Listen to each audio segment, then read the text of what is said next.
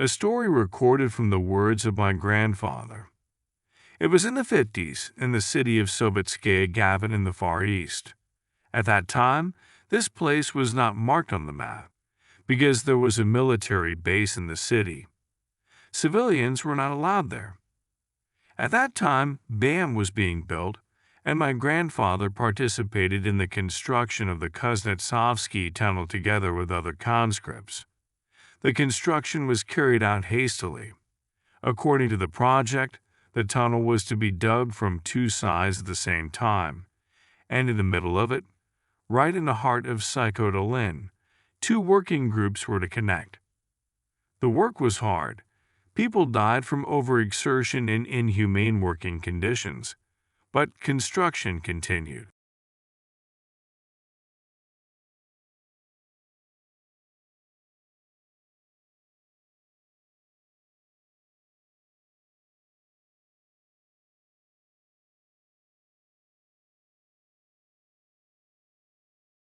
On the 4th of July, a group of 6 workers and 1 engineer went inside the northern tunnel and, as usual, got to work.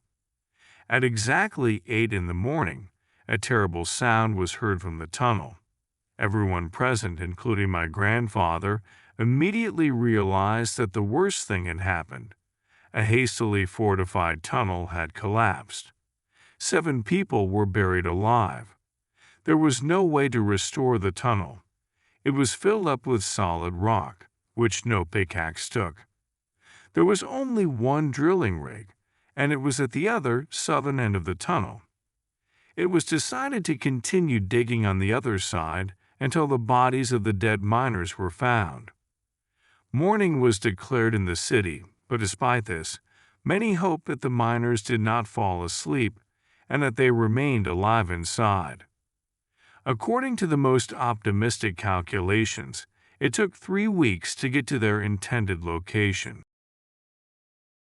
3 weeks of round-the-clock shift work, and now the rescuers saw the entrance to the tunnel.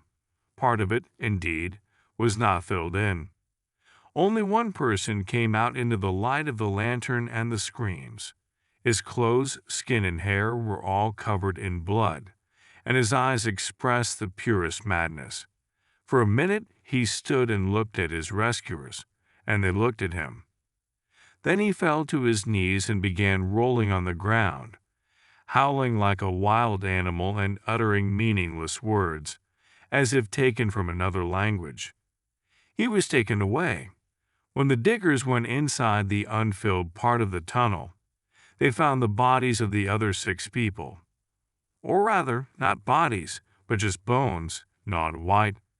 Apparently, in the oppressive conditions of imprisonment underground, the group had to resort to the last resort, cannibalism.